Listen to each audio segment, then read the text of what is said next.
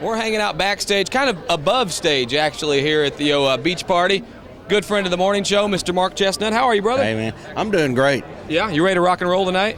I'm ready to honky-tonks, what I'm ready. No rock and roll. This is a honky-tonk. I'm honky-tonking. That's all I ever do now. Well, in the spirit here of, I still call it fanfare. You still call it fanfare? Yes, I do. Okay, so in the spirit of CMA Music Festival fanfare. Shows that we're old. Well, I guess so. But who these days would you still, you watch these fans wait in line to meet you guys. Who would you personally still wait in line to see and get an autograph with and all that sort of stuff? Merle Haggard and George Jones and Hank Jr. and Willie and Waylon, all them kind of guys. I still love them guys. They still hold a special place in my heart, and they're just real. I'm just so damn mystified by these people. Even after I've met them, after all these years, I still feel the way I did the first time I heard them. And then when you meet these fellas like Josh Turner and Rodney Atkins and Darryl Worley, a little bit of the younger generation, what's the difference you think between that younger movement with the Josh Turners and the Rodney Atkins and then the ones you've just spoke of?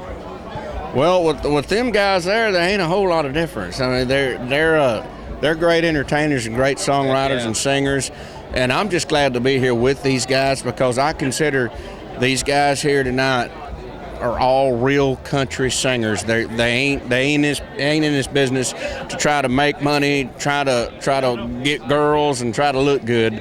These people are real singers, real songwriters, real artists. I guess we'll send home the money and the girls we brought out for you tonight then. Well, yeah, I don't believe I could afford none of it, the money or the girls. And, my wife could appreciate the money, but I don't believe the girls. I might bring him home for the boys. Well, speaking of the boys, we spoke of your son, your 13-year-old. 13, right, Waylon? Yeah, Waylon's 13. He is probably at that point where you're thinking, what in the world am I going to do with this boy? I know what I'm going to do with him. I know exactly what I'm going to do with him. We're going to have fun together.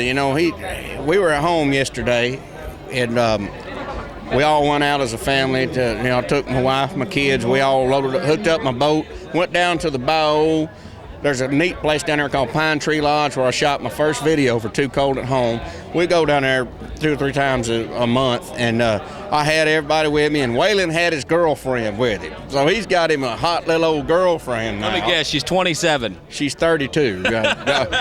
She's 14 actually, and he's 13. So he's doing good. The boy's doing good. He's learning from the old man, and I'm real proud of him. We had such a great time, and they all wanted to load up and go with me out here, but they just couldn't. So is that still the toughest part after 18, 20 years in this business is when you get in the truck and drive away and leave that family behind for a few days or a few weeks or even a few months sometimes? You got it, buddy. That's the hardest part about being in this business is leaving my family and the normal life behind. And, but once I get out here, it takes me a couple hours. I get in the swing and everything starts happening. I start listening to old Jones music on the bus and Hank Jr., and I'm ready to get out here and sing now.